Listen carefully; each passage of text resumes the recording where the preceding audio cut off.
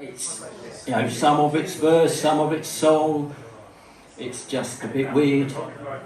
So I'll start off with some poems. I think we all know we're going through hard times at the moment, so I'm going to go along of how people make ends meet and their style of life. So this one is about Timothy Tiny. Timothy Tiny was a beggar, poor thing. Asked people for money, or else he would sing. For he had a voice like a ferret in pain, whose tail had been stood on again and again. So people would pay him to keep his mouth shut. A sixpence, a shilling, no ifs and no buts. So Timothy Tiny soon upped his game. He took to the stage, and so, changing his name, Excruciati, the voice that can kill. And folks filled the house with a chance of a thrill. As he stood on the boards, coins fell all around, and he soon made a fortune without making a sound. When I pause, that's when you clap, because you don't know when I finish. Thank you. We'll move on to another certain individual. Not quite so nice, really. He's got a certain way about him. Bill Baggett is a villain. Bill Baggett is a cur. Bill Baggett is a criminal, a bad un, that's for sure. But though Bill Baggett is a swindler and Bill Baggett is a thief, his ma said he'd a heart of gold somewhere underneath. But Bill Baggett was a felon, and Bill Baggett was a louse. Bill Baggett would take all you own and then burn down your house. Bill Baggett was true nastiness, filled with evil and deceit. But if you put those things aside, well, Bill Baggett was quite sweet. Hey on! You know, people say crime doesn't pay. But, you know, it's got a certain romantic edge to it, you know, and I've sometimes have these little dreams, you know, that what you can get away with. So, you might need a glossary with this one. If you've got anything with Victorian slang hanging about you, that'd be useful to keep looking up the terminology, all right? So, this is called A Tooler's Life for Me. Are you ready? Good! Billy is a bung that fell, cut away your purse, and then he'll slice your trousers to make your matters worse. If he sees you distracted, eyeing up the muttons, and with the end of his sharp knife he'll cut off all your buttons. Hey ho, a diddle-idee, a tooler's life for me. Hey ho, a diddle-idee, it's what I'm meant to be. Hey ho, a diddle-idee, I take what isn't mine. Hey ho, a diddle-idee, and I am doing fine. Sally is a dipper, but dresses rather posh. So when the knobs all flatter her, she'll make off with their dosh. She delves into their pockets from many different angles, and then without their knowing, she will take away their spangles. Hey ho, a diddle-idee, a tooler's life for me. Hey ho, a diddle-idee, it's what I'm meant to be. Hey ho, a diddle-idee, I take what isn't mine. Hey ho, a diddle-idee, and I am doing fine. Old Jock is a cracksman, as quiet as any mouse, and you will never realise he's broke into your house. He'll steal away your cutlery, your silver sticks and candles, and then he'll go around all the doors and whip off all the handles. Hey ho, a diddle-idee, a tooler's life for me. Hey ho, a diddle-idee, it's what I'm meant to be. Hey ho, a diddle-idee, I take what isn't mine. Hey ho, a diddle-idee, and I am doing fine. Bastard Pete's a nobbler. He'll beat you for a penny. And then he'll baste you all the more if you do not have any. He'll strip you of your fine attire and leave you black and blue. And if you try to call for help, he might just run you through. Hey, how did Lottie, you told this lot for me. Hey, how did Lottie, it's what I'm meant to be. Hey, how did Lottie, I take what isn't mine. Hey, how did Lottie, and I am doing fine. Diddly-diddly-diddly. Hey! What was I? Flaggerty, O'Claverty, was a sneaky chap. For people will tell him secrets that he'd keep under his cap, until such time he'd find himself financially short.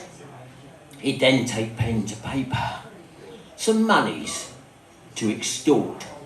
For Flaggerty O'Claverty had such an honest face that people would entrust him with tales of their disgrace. And he would then inform them that these sordid tales he'd leak, unless they made their payments at the same time every week. Hey you! Come on, you can do it. Right, just to show that crime doesn't always pay, here's another one. Vermici was a fiddler. He fiddled everywhere. He fiddled in theatres, and he fiddled in the square. He fiddled for the duchesses at every fancy ball. He fiddled for the down at heel. He fiddled for them all. He fiddled our fine living, but hereby hangs the tale. He fiddled all his taxes, and now he's fiddling in jail. A cautionary tale, just so you don't follow in my ways. Do not do as I do, just do as you are told. For if you do as I do, you've no chance of getting old. To do the things that I do is not good for your health. It also puts in detriment your love life and your wealth. Do-do-do, do-do, do-do, do-do-do-do. Come on, do-do, do-do, do-do, do-do-do-do, do-do, do-do, do-do-do-do. So if you still do what I do, despite these words I utter, then you will do what I have done and end up in the gutter. Not just the loss of dignity, but your looks and all your hair. So if you don't do what I'm telling you to, you might as well beware.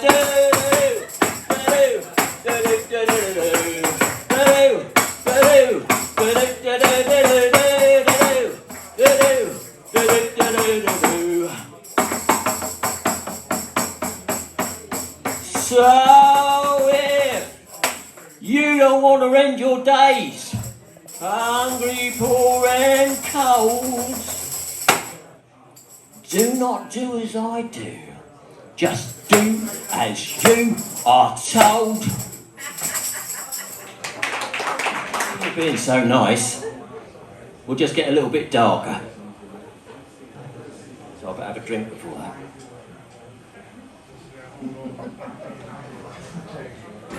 Right, let me take you down this alleyway. She shouldn't have left the scissors out. She shouldn't have done it. There's no doubt. For the ends are most pointy, and the blades are so keen. The unpleasant outcome she should have foreseen. All of the doors and the windows were shut. Everything should have been safe and sound. But the blood on the carpet will now never wash out. If only the scissors had not been left out.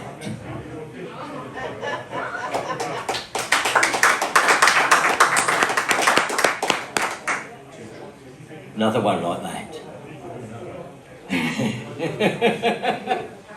This is worse, actually. Bertie's mother always told him that he should always hold her hand when they went out into a world he didn't yet understand. So Bertie held his mother's hand whenever they went out. Yes, Bertie held his mother's hand as they safely roamed about. Bertie held his mother's hand as they went out for their walk. Yeah, Bertie held his mother's hand, but he couldn't hear her talk. But Bertie held his mother's hand as they went across the street. Yes, Bertie held his mother's hand, but he then couldn't hear her feet. But Bertie held his mother's hand as they reached the other curb. But though he held his mother's hand, he began to feel disturbed. Bertie held his mother's hand, but it didn't feel quite right, for the hand that he was holding seemed exceptionally light. Bertie held his mother's hand, but looking round, got a scare, for though he was holding his mother's hand, the rest of her wasn't there. And it's a nice song. You won't believe it, but it is a lovely song. And it's to show my appreciation for you all for coming here, because you are lovely. So, this is all for you. You are the croutons I drop in my soup. You're a banana that just doesn't droop. You are the star of my own circus troupe.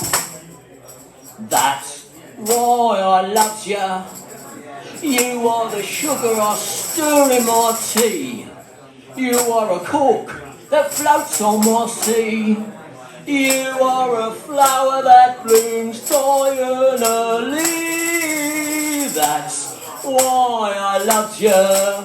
I loved you because of the things that you do. I loved you because, well, you are just you. I loved you because you loved me too.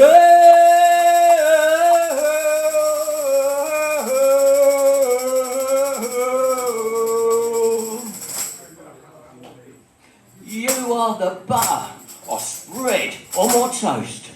You are the parsnips in my Sunday roast. You are all the things that I love the most. That's why I loved you. That's why I loved you. Oh, that's why I loved you.